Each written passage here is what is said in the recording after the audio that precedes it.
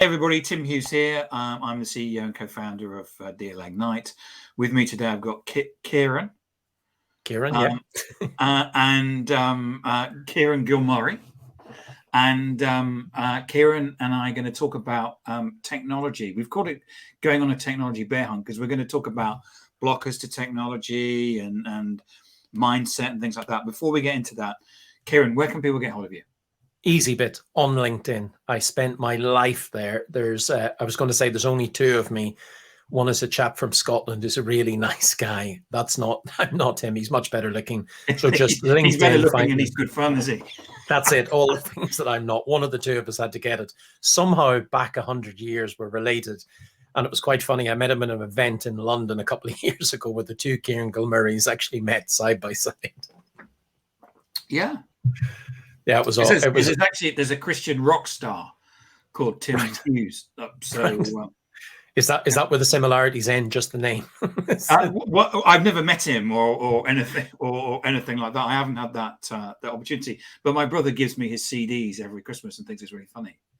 Right, excellent. So you've stopped talking to your brother then? Yeah, that's okay. Yeah. So Kieran, this is about you, not about me. So give us a potted history of you and your background and your how have you got into technology? Because I know that you're really into some like leading edge stuff, because that's one of the reasons why I wanted to talk to you. Yeah, I have to say I love it. And I sort of, it's a funny mix, Tim. Am I into technology or am I into business? I'm sort of into both. And I've sat between technology departments and business departments for 25 plus years. And I've always loved what technology can deliver in terms of business outcomes. And I've probably, I'm the generation that saw DOS, saw Windows 3.1, Windows 95, Windows XP, you name it, all the way up to where we are at the moment. And increasingly and gradually, I've just worked for bigger and bigger firms. My career is a bit potted in terms of I've worked for education companies. I'm an ex-teacher. I worked for Pearson Education. I've worked in insurance. I ran an insurance brokerage with a couple of others. I've done health, wealth, and benefits. I've lived and worked nationally and internationally. I've managed and directed IT teams and business teams. I've done grown contact centers. I've managed 11 data scientists over the time. And all of these are what I describe as different ingredients, different flavors, different experience that all come together to allow me to walk into businesses and help executive teams, because I'm an executive coach as well, help them perform at their very, very best and help the organizations perform at their very best using technology and automation and next gen tech.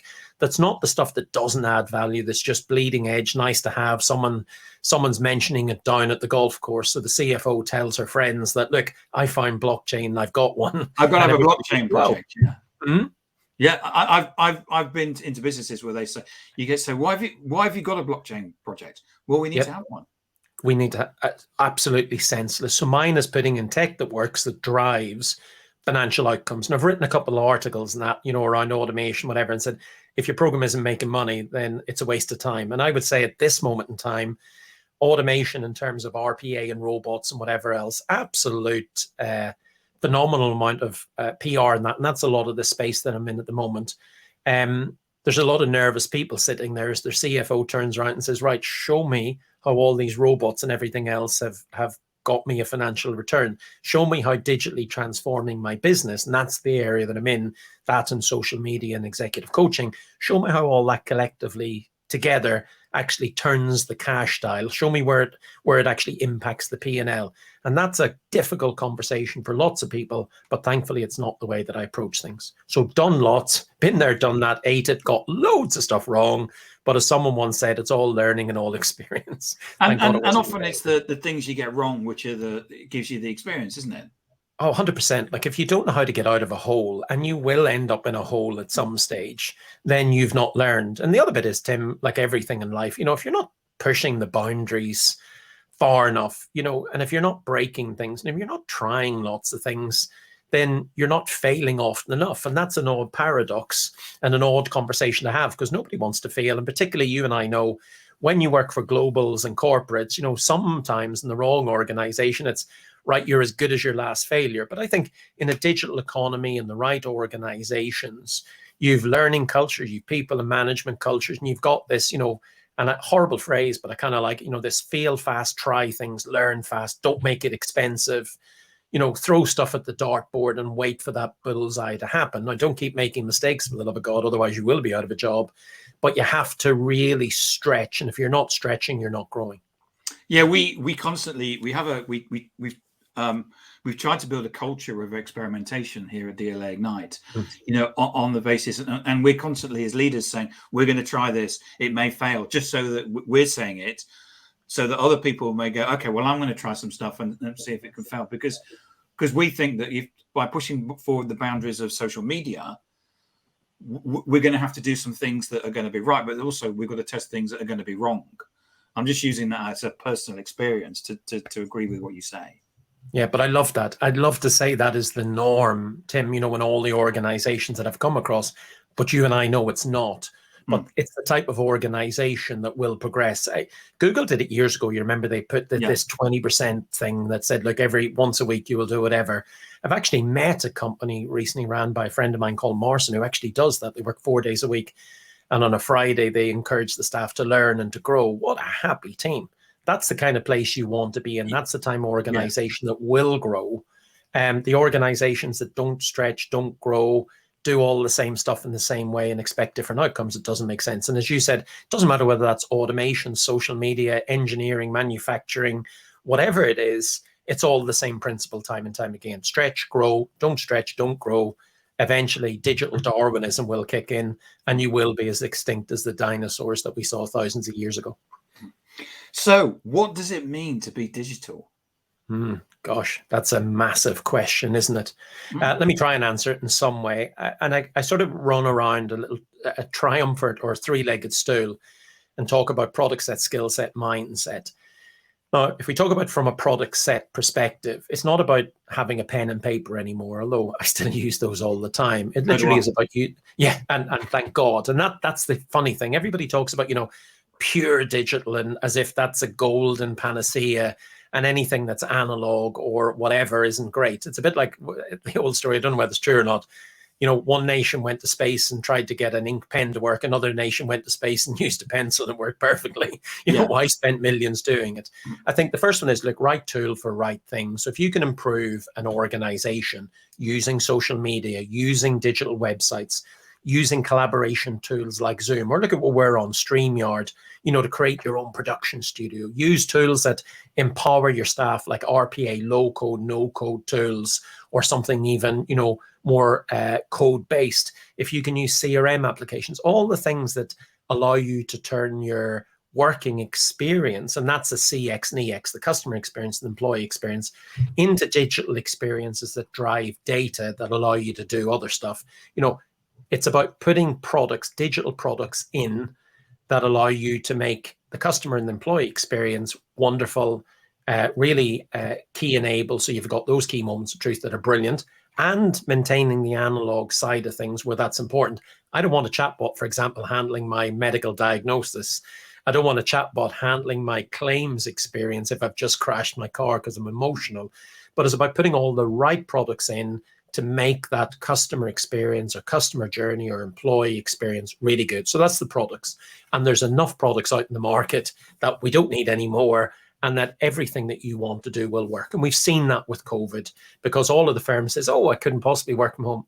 Zoom, Citrix, Hello, it's all been there. I still remember the conversations about when the pandemic first hit, where there was a big four, big five organization that one of my colleagues, his wife works for, and they were going, we're moving half of the company over to Zoom on Tuesday and the other half to Zoom on Wednesday to see if it works. And guess what? And it did. Yeah. And we look back and we say that and we're kind of like laughing, like, come on, but that was what it felt like 18 months ago. It's a bit mad. Something what we didn't do, and I always fail at this myself, I should have videotaped the experience. Yeah. And then in 20 years' time, logged it on Instagram, YouTube or something, and just did a vlog about the time. It's too historical. But the product set is there. But you're mentioning what I call the mindset, which is, COVID and it's a nasty thing. One of the benefits, and always look for the green shoots or the pot of gold at the end of the rainbow, as we all Irish look for. You're sort of going, well, look, what we said couldn't happen, or would have taken 5 years to happen. Go off, nice jolly weekend, write a strategy. 2 years later, you've hired the team, made the mistakes in 5 years. It happens. It happened overnight. It shows you that all the tools are there if you want it, and everything is there if you want it to work. And that old phrase, Tim, you'll have seen this throughout your career. If you want it to work, it will. If you don't want it to work, it won't. If you think it will, it will. If you think it won't, you're also right. That's the second part of that stool. Get the products, they're there. Absolutely more than you will ever need. Mindset, and this is the other bit of COVID, if you had to get it to work because you had to stay in business. And the other beautiful bit was all those silos that existed suddenly got broken, where, it wasn't Tim in finance and it wasn't Julie and whatever, we'll never talk to them. We'll never cross the threshold. Everybody had to work together to make businesses survive. Everybody, a bit like this, we're in each other's rooms. We see our kids, the personality of people come out, and suddenly it was, oh yeah, Tim, yeah, great guy, as opposed to that guy in accounts or whatever. All those barriers broke down. And I hope to God that, we end up with that better work-life balance. We end up with tech that makes life easy, and we end up still respecting and trusting and liking each other and working together as collective people for our customers to deliver great outcomes. So that's the product set and the mindset. And the next bit, the third part of the stool, is skill set. You can have all the tools in the world, but if you do not invest in your people, and I use the phrase, people transform an organization, not technology or policies. If you train your people, if you invest in them, and that's all the good stuff, the technical training, the product training, the market training, finance training, social media skills training. Because we see so many organizations that place, we call it digital hope. Yep. Where they know that they need to move to digital, and so what they do is that they employ some people. I'm just going to, it doesn't matter what age group they are, but they employ some people because they think that they have some sort of digital capability, and then hope that that person will transform the organization. Yeah, it doesn't work. Like, you need a small number of people. If you ever read the book Who Moved My Cheese, great analogy. Divides an organization into three: those who won't move, those who watch, and then a small group who create that snowball effect. Something happens, they get it to work, they celebrate the success, the ball or the snowball rolls a little bit more people get caught up in that, and over time it creates a great big snowball, and the organization can transform. But you can't transform an organization if you haven't got your HR strategy, and by that I mean your learning development, not just hiring people in, because that, to your point, okay, we're going to be digital. I'll bring in a head of digital. Okay, magic. Well, why is it not working? I'll bring in someone great. That's one I hear lots. And everybody in the organization going, so you're not training us and we're not great. So even though we've got you here. Yeah, I've got a friend who said, we're great. Well, why is that? Well, we're bringing this person in. I said, well, I've looked at their LinkedIn profile, and there's nothing on their LinkedIn profile shows that they know anything about digital at all. Fantastic. How can you not? How can you not? So you're going to pay this person for 2 years. 2 years down the road, you're going to go, that didn't work, did it? And by then, you're way behind. And probably you've broken your existing culture, because that is the phrase, we'll bring in someone great, which by implication means we've not invested you. You're not particularly great. And these people are. And I've seen that where it hasn't worked. The new person comes in and blames the current staff, well, they don't get it. Oh, okay, we'll replace. And I've seen organizations break. So that bit about, the skill set is not just, chucking them in a classroom or I've seen the computer-based learning. Yeah, just go and learn robots, go and learn Java. There's a course, you'll be okay, or there's a book. On CBT, computer-based training. Yes, this is about, I call it, whatever you want to call it, career pathing. And organizations, from before you start, ought to have the most amazing interview experience, the most amazing onboard experience, the most amazing first 90 days with mentorship. And that's just your start. And then that's about, how do I keep people interested? How do I keep them motivated? How do I keep them up to date and skilled and ready for their next job, and this organization well prepared as well? But if you don't have your HR team wrapped around your organization and pushing the board, and too often I see HR teams go, well, you didn't tell it. No, your job is to envisage the future as much as the CFO, as much as the CTO, work together to drive the next generation of talent to allow those individuals to be brilliant. Not all maybe will be on that bus, but fight to treat your staff the best you can and bring in some talent as you need to and get them to work together to be amazing. So skill set, product set, mindset, 3 absolutely key things. It doesn't matter what, be it financial services or in your industry, Tim, social media, all those things need to come together to make a successful business. So what are the what do you see as the impediments of getting digital? Yeah, do you know, it's, I call this our dirty little secret, because if we're saying the product set's there, well, I'll call it my dirty little secret. If we say the product sets there, so all the tools you need are absolutely in place. You can get all the training you want, that's all in place. So then it comes down to will and desire. And too often I see people as the actual blockers. Now, I'm not turning around and saying, well, you know, right, everybody in an organization doesn't want to transform, but in general, and there's a great cartoon or meme going around the internet, who wants digital transformation? The crowd puts their hand up. Who wants to take part in this? Half the crowd put their hands up. Who wants to be digitally transformed? And no one puts their hand up. You know, it's a little bit of, I think people worry about change, number one. They worry about technology, and then they worry about the future. And some of those are easily solved because I see too many transformation or restructures in organizations that talk about all the pain. But what about the shiny path? What about the end of the rainbow? They fail to paint the picture of how the future looks amazing when they do these things. The other bit is they fail to bring people with them. They fail to communicate. So therefore, people fill in the gap of uncertainty with all sorts of worries and paranoia. Or they do what we said a moment ago. They bring in a team and say, they're great, and by implication, you're not. So they immediately turn the team off who resist helping anyone. Or they don't train the team to become digital. Because you asked me at the beginning, what is digital? And the answer is, well, I know what digital looks and feels and sound like because I've done it in so many orgs, but not everybody has done the same thing. So let's get digital could mean let's put in Zoom for some. You and I know it's not. But if we don't show them, don't train them, don't communicate, don't motivate, don't bring people with us, and don't augment when we need to make the experience better instead of just giving tech for tech's sake and making it more difficult, then people are always going to resist. But sometimes people just resist because they worry and they're nervous about the future and what's in it for them and what does it mean anyway, despite doing all that. So for me, it's a kind of, nobody likes to say that. I'm happy to, because I've seen it so many times over in so many organizations that I don't shy away from it. And if we recognize it, we can deal with it to help organizations transform. That change management piece is immense. I mean, I've worked for organizations where on Monday, if you posted on social media, you got fired.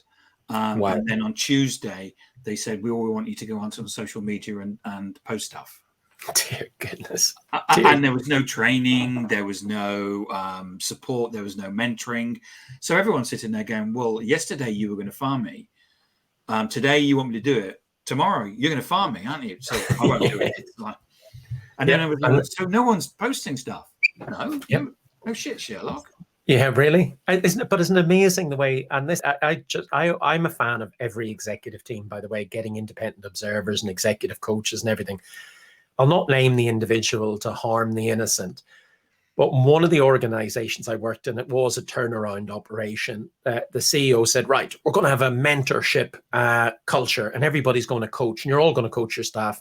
Do we get any training? No, but we want you to do it. And being an executive coach, you need trainings like anything. Being a guru in social media like yourself, you don't suddenly decide one day you're going to be it, not. And then everybody went, okay, sounds good. And by the way, if you think I'm going to do this, then you're kidding yourself.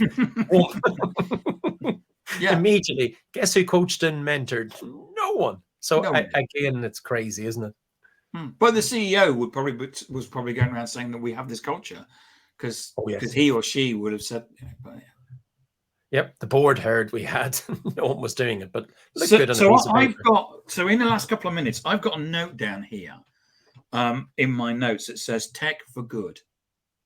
Yep, I like that phrase. Yeah, so just give me a couple of minutes on tech for good, Kieran. Okay, so let me give you my definition. So I worked with a social housing charity. And very often we look at tech for profit, which is fine. Absolutely, I'm into tech for profit. That's how organizations go and grow, putting in a CRM, a SAP, whatever else to get an organization to perform. But I'm particularly passionate about how do we give people technology and include them in society. So at the moment, what you'll see a lot of, Tim, is the government's digitizing. You want your driving license, you want your passport, a digital passport, you want your benefits or whatever else, or you want access to something, then you need broadband and you need a PC or some device. And probably for you and for me, you're going, yeah, look, I pay £30 a month for my phone, I pay £30 a month for my broadband and whatever for my laptop. It may not be the most significant proportion of our income, it may or may not. But for someone else, there's a difference between what I describe as eat and heat. Yeah. And even £2 or $5 a month out of their income suddenly means that they are choosing between eating and heating. Now, those individuals, some can't read or write, and that's just a function of their background and environment, whatever else. Doesn't mean these people are stupid in any shape, form, or others, just circumstance. And some people can't actually afford laptops, modems, mobile phones, or whatever contracts. And therefore, they are going to be increasingly excluded from society. And if we don't give them the tooling and the technology that you need, then they're going to fall further and further behind. But the technology is the first bit, because you and I have read so much in recent years about AI and ethics in AI and whatever else. If we don't give people the education that they need and put the systems of light governance in place to allow innovation to flourish, but in the right way, then we're going to end up with a very biased society or a very one-sided society. So when I say tech for good, I'm talking about technology has, for me, been the thing over the last 50, 100 years that has radically transformed society.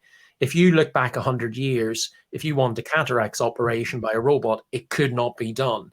If you wanted cures for cancer or COVID or whatever else, it was not possible. Now we are in the best period medically, financially, and it may not be just everyone's benefiting from it, ever in the history of the world. And a lot of that is down to technology. Not the only thing, good governance, good politics, whatever, but down to technology. If we employ technology and bring everyone with us and educate and govern lightly, and I'm a fan of light regulation, enough to protect everyone, then we can make an amazing society where everyone's included and involved and engaged and benefiting. And that is what I call tech for good. I don't want to see tech for harm, bombs or destruction or whatever else, or theft or hacking. I just don't like it. It's taking advantage or using technology to prey on ignorance and vulnerabilities. And I don't mean that ignorance in any bad way. I despise seeing that. But technology is amazing. Using it in the right way to bring people and society and culture and politics and whatever forward, I think we have the best opportunity ever. We just need to get it right. I agree. I think we live in amazing times. I mean, you just look how quickly people were able to produce a vaccine for COVID and roll it out. Okay, so nothing's perfect, but we do live in amazing times, and I'm really pleased that I'm living in this age. 100%. We just need to guard a little bit. Again, you've seen the AI ethics scandals, and you've seen the amount of hacking and whatever else happens, and people, again, I put this down to education, getting excited by crypto and NFTs and whatever else and putting their life savings in, or people preying on vulnerabilities. I would love to see something that stop that. Technology is an amazing, amazing thing when used right. And hopefully we can be advocates for that, helping educate through videos and Absolutely. webinars and seminars. Kieran, thank you so much for coming on today. I'm really annoyed that I can only talk with you for 20 minutes, because I'd like to talk to you for longer and actually pick on all kinds of things and pick your brain, because you're into certain areas which I find fascinating, which I would love to know about, but I'd have to do that another day. We'll do it another day, and I'll get to ask you questions about social media, because I'm fascinated by your knowledge. Yes. So, Kieran, remind people where they can get hold of you. Yeah, just you see my name on the bottom of the screen here. Just search on LinkedIn and you'll see my face appearing. I'd love to connect with people. If I can help you in any shape, form or other, please let me know. I produce a lot of content around this space: RPA, intelligent automation, data analytics, social media, the metaverse, and everything else. Hopefully, to goodness, you find it useful. I have a lot of fun creating it, and I hope other people will enjoy it as well. Let me know if I can help you. But LinkedIn, and I think you've got like a yellow background to you. It's quite your photo stands out really nicely. yeah, So thank you. No, so hopefully that helps. Yeah, Kieran, thank you so much for your time today. It's been excellent. Yeah, really fun, Tim, as ever. Look Good. forward to the next time we get to talk. Yeah. Cheers, Kieran. Thanks. Bye. Thanks to everyone.